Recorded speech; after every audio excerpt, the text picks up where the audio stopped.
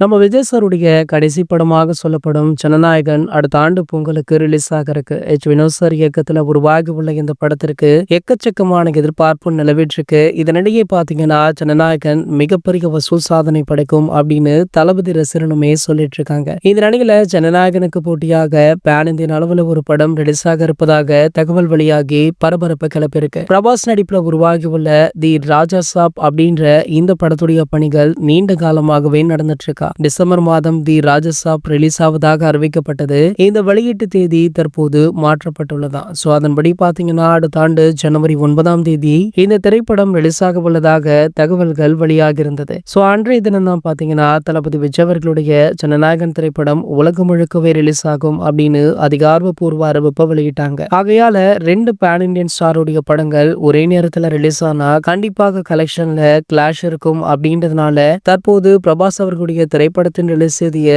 மாற்றப்போவதாக ஒரு தகவல் வைரல் ஆகிட்டு இருக்கு. சோ காரணம் என்ன அப்படின்னு பாத்தீங்கன்னா ஜனநாயகன் ரிலீஸ் தேதியை கண்டிப்பாக மாற்ற முடியாது. அதாவது தளபதி விஜய் அவர்கள் அவருடைய படப்பிடிப்பை முடிச்சுட்டு தற்போது அரசியல்ல களம் காண இருக்காரு. சோ அந்த தேதியில அந்த படம் ரிலீஸ் ஆனாதான் சரியாக இருக்கும் அப்படின்றதுனால அந்த ரிலீஸ் தேதியை லாக் பண்ணிட்டாங்க. ஆனா பிரபாஸ் அவர்களோ ராஜசாப் திரைப்படத்தை ஜனவரியில ரிலீஸ் பண்ணாம சம்மர்ல ரிலீஸ் பண்ணலாம் அப்படின்னு ஒரு டாக் போய் கொண்டிருக்கா. இந்த படம் பாத்தீங்கன்னா ஒரு என்டர்டைன்மெண்டான படம் ஆகையால சம்மர்ல கண்டிப்பாக இந்த படத்திற்கு நல்ல ரெஸ்பான்ஸ் இருக்கும் அப்படின்றதுனால இந்த முடிவு எடுத்துள்ளதாக சொல்லப்படுது. இது போன்ற சினிமா செய்திகளை பற்றி நீங்க உடனே தெரிஞ்சுக்க நம்மளுடைய சேனலை மறக்காம சப்ஸ்கிரைப் பண்ணிக்கோங்க.